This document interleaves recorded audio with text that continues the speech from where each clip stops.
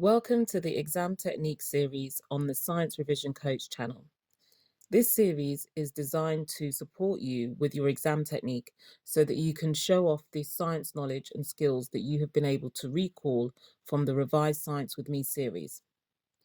This video is about how to answer questions on radioactive decay and half-lives. Before we can attempt past paper exam questions on this topic, you first need to be aware of how to approach exam questions to ensure that you use the time allocated efficiently. Step 1. It sounds obvious, but read the blurb of the exam question. This sets the scene of the question and gives you an opportunity to think about whether you are confident to answer the question straight away or whether you will need to come back to it. If you are confident, move on to step 2. If you are not, this is the time that you need to make or move on to the next question and follow the steps above. Step 2, deep read the blurb, data, and any diagrams. Do you understand what they are telling you? Have you noticed any patterns or anomalies? Highlight or underline any information of note and annotate as appropriate any of the key information that you have noticed. Step 3, read the actual question. The question would have a command word in it, and if you're not familiar with the types of command words used in GCSE science exams, you can see the link on the sciencerevisioncoach.org website on the students page for a comprehensive list of AQA command words. Step 4, using your annotations and your knowledge and understanding, begin to answer the question. Remember, you do not have to write in detailed essays for extended response type questions. You can write using clear bullet points, labeled diagrams, tables, or flowcharts.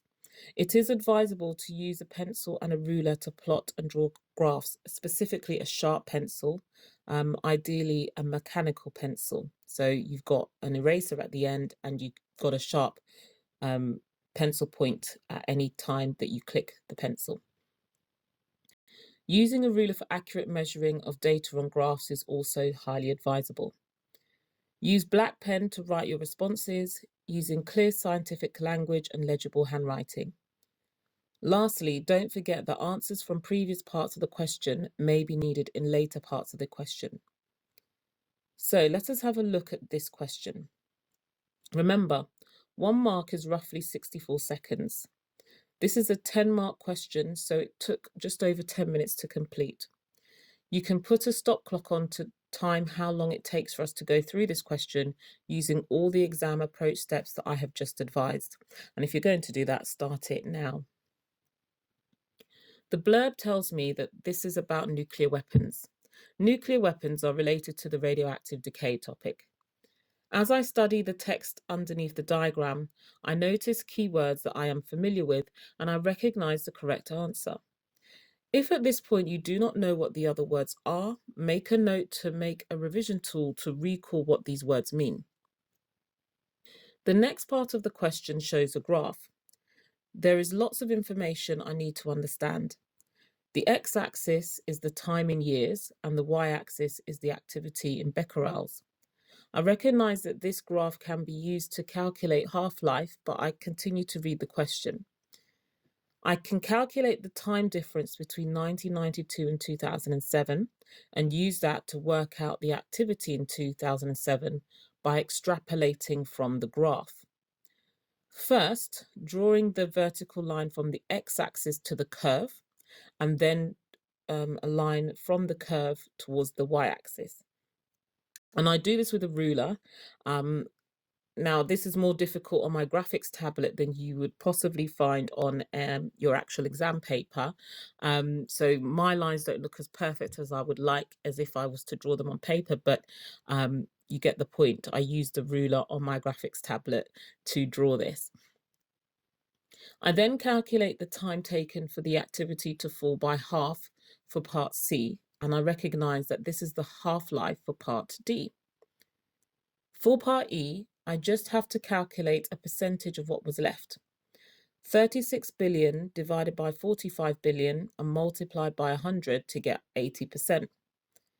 There is a table that I look at and cannot see any particular pattern. When I check all the possible answers, the word random jumps out at me because I recall that this is a random process and will explain why there was no pattern in the data. The next two multiple choice questions are basic memory recall. Although all are the sensible safety precautions that you would see in a laboratory, when you're handling radioactive materials, the long tongs would be the most beneficial, and the peer reviews the term given to results checked by other scientists. You can stop the stop clock now, and hopefully you can see that even with me explaining my thought process with you and annotating the questions and going through the steps, the exam approach steps process, I'm still working well within the time allocated to complete this question. So now let's look at the examiner's report. The correct answer for part A was given by just over 40% of students, so less than half. For part B, about 40% of students gained both marks. There was a very common wrong answer of 58 caused by students reading from the graph at 7 years, rather than working out that 15 years had elapsed between 1992 and 2007. There was also evidence of some students not reading the horizontal graph scale correctly, giving an answer of 40 becquerels because they had taken a reading from 12.5 years. This could still gain a mark if they had shown that they had calculated 15 years difference. Some students did not refer to the graph at all, and that's a big problem because the whole point of them giving you the graph is so that you could refer to it. And they just merely calculated the difference between 1992 and 2007. While this was worth a mark, an answer of 15 becquerels did not gain any credit. Another common error was for students to read the activity from the end of the graph line. Some students took an incorrect extra step and calculated the change in activity between 1992 and 2007.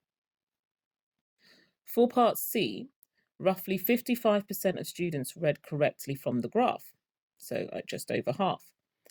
For part D, only about 15% of students realize that the half-life is the same, or the time it takes for the activity to halve, and therefore should be the same as their answer to question C. So this is a classic example of one question linking to the next. For part E, just under 30% of students gained both marks, with most other students gaining no marks. Some students calculated the percentage change rather than the percentage remaining, and this is to do with reading the question carefully. Part F, slightly more than 15% of students identified why the readings vary. Over half of all students ticked the third option, which, although it was a correct statement, it did not answer the question.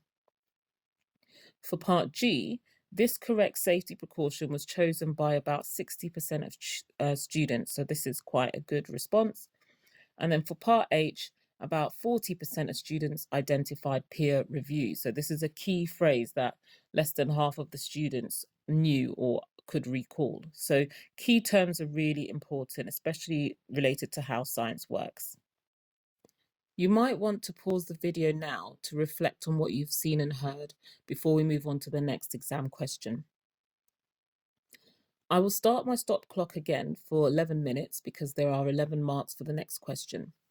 When reading this question, I can see some key phrases that I underline, such as types of nuclear radiation, the fact that an alpha particle has been emitted, and I recall that there's alpha, beta, and gamma radiation.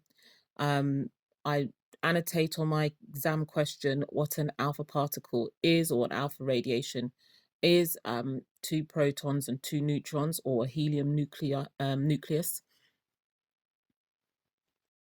I also recall that the emission of an alpha particle means that the mass number goes down by 4, the atomic number goes down by 2, and so I've noted that and I've annotated that on the radioactive decay equation.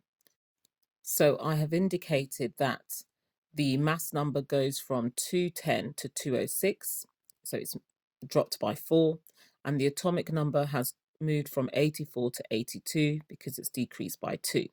So now when I actually read the question, when it says, what is the value of the A, the mass number, I can actually easily choose the answer 206.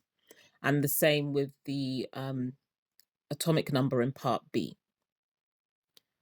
For part C, I can see that the question is talking about a strontium-89 nucleus emitting a beta particle. And again, I recall what a beta particle is. It's a neutron that breaks down into a proton and an electron, and the electron is emitted or leaves the nucleus, but the proton remains. So the mass number does not change of the substance, but the atomic number goes up by 1. So I'm able to calculate mass and atomic number for the strontium. So it stays as 89 for the mass number, but the atomic number goes from 38 to 39. And then for part D, they're talking about gamma radiation, which makes sense because the first part was about alpha, then beta, and now gamma. And it asked me, what does gamma radiation consist of? And I know that gamma radiation is a wave, and the only answer that I can choose that matches that is electromagnetic wave. And as you can see, just like with the previous question, as I go along, I am marking at the end, and I can see that I'm getting these all right because my revision has worked. I've recalled the information, I'm reading the questions carefully, and I'm not being caught out by any of the language in the question. So now I get to part E. Part E, I can see straight away is a 6-mark question, so it's going to be a quality of written communication or QWC question. And I can see the first word is the actual command word, which is explain. So I've straight away written, I need the word because in my answer somewhere. And it says, explain the differences between the properties of alpha, beta, and gamma radiation. So I've just answered questions about alpha, beta, and gamma. So I should use all that information and all the knowledge I can remember about these 3 different types of radiation or radioactive decay. Now, when I remember this information, I remember it in the form of a table. So that's the way I'm going to show my knowledge. I'm going to do a table. Now, I haven't drawn the lines of the table, but because it is quite hard to do that neatly on a graphics tablet. But if this was an actual paper, I would have done it with rulers and a pencil so that it would be very clear to the examiner. Now, you can see I've put alpha, beta, gamma as the headings at the top of my table in the columns, if you like. And the rows, I've headed up with some key information or features that I'm looking at to compare. So what are they made up of? What is the mass and the charge? What's the ionizing strength and the penetrating power? And you can see for the alpha particle, I've said that it's made up of a helium nucleus. Beta particle is made up of an electron. Gamma is made up of an electromagnetic wave. So I've talked about what they're made up of. I've also then talked about their mass and charge. So alpha is the largest particle. It has a +2 charge. Beta is the smallest particle. It has a -1 charge. And gamma has no charge because it is not a particle. And then the ionizing strength, I've said that alphium has the biggest ionizing strength because it is the largest particle. And then I've talked about beta having the medium ionizing strength because it is the smallest particle. And then electromagnetic having the lowest, or sorry, gamma radiation having the lowest ionizing strength because it is not a particle. And then I've talked about penetrating power, where alpha radiation has the lowest penetrating power. It's stopped by a few centimeters of air. Beta radiation is stopped by a thin aluminium sheet. And gamma radiation has the strongest penetrating power, and lead and thick concrete can absorb some of this radiation.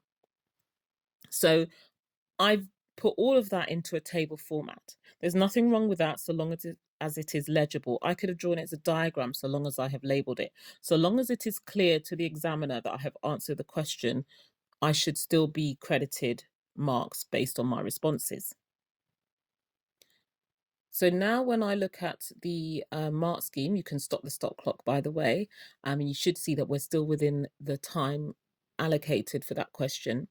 You can see that because it's a QWC question, it's arranged in levels. So levels 1 to 3. And in order to get a level 3, you need to list relevant points with reasons or causes identified that are logically linked. You also need to compare alpha, beta, and gamma radiation and to provide some explanation to their properties. The indicative content shows that I have achieved a level 3 given my response because I have been able to state the fact that alpha has a helium nucleus, it is the least penetrating, and I've used the word because, and I've talked about how it's the most ionizing and it has a charge of +2. I have mentioned that beta radiation is made up of an electron that is stopped by a thin sheet of aluminium, and I've also explained the reasoning that it has more ionizing strength than gamma radiation and less than alpha because it has a charge of -1 based on my table. Gamma radiation, I have mentioned the fact that it's an electromagnetic wave and that it is the most penetrating and that it can be absorbed by thick lead or concrete. And I mentioned that it is the least ionizing and that it is uncharged. So as my in my results table, I would have got the level 3 and therefore 6 marks. So now when we look at the examiner's report, we can see that for part A, roughly 15% of students selected the correct value for A in the question. For part B, 30% of students selected the correct value for Z in the question. So this is a question that many students don't do so well at. And actually, it's very easy to get marks if you just know what you're doing. So if you haven't already understood what's going on with radioactive decay, you need to go back and make sure you understand it and then review the information with an interactive revision tool. For part C, about 5% of students gave the correct values for both A and Z to gain both marks, roughly 35% gaining 1 mark. That is really, really low. For part D, approximately 50% of the students selected the correct description for gamma radiation. For part E, this question was very poorly answered, with most students struggling to recall any of the details of the properties of alpha, beta, or gamma radiation. Over 40% of students failed to write any relevant content, and about a fifth of all students did not attempt the question at all. Of those who scored any marks, this was the most commonly for identifying a property of one type of radiation, without mentioning any differences in the properties between the radiation types.